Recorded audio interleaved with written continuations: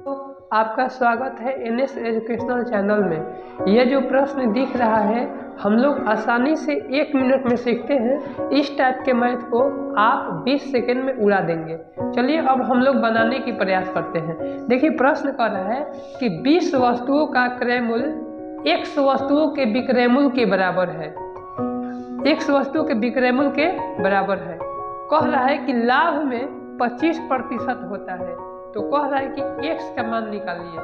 देखिए प्रश्न इस टाइप के प्रश्न को कैसे उड़ाते हैं। प्रतिशत में लाभ में कितना दिया है, 25% दे दिया है, तो इसको फ्रैक्शन में बदलेंगे तो देखिए 25 अब प्रतिशत हटेगा तो बटा में क्या हो जाएगा 100, तो इसको घटा देंगे तो 25 चौके 100 यानी 1/4।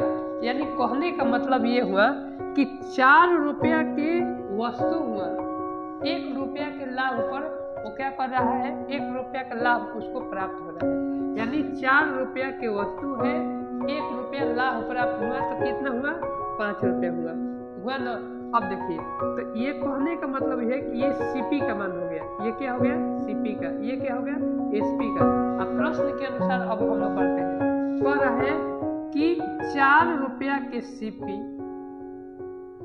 5 रुपया के एसपी, 5 रुपया के एसपी, ठीक है ना।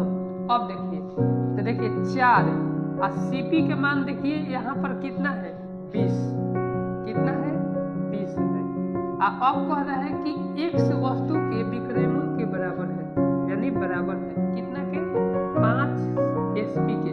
तो एसपी कितना दिया है, x दे दिया है, x दे दिया है ना। अब हम लोग क्या कर लेते हैं, इसको घटा देंगे तो 5 के 20 यानी 4 के 16, यानी x का मान निकालना था और x का मान हम लोग निकाल लिए। ऑप्शन में कौन सा है, बी ऑप्शन में।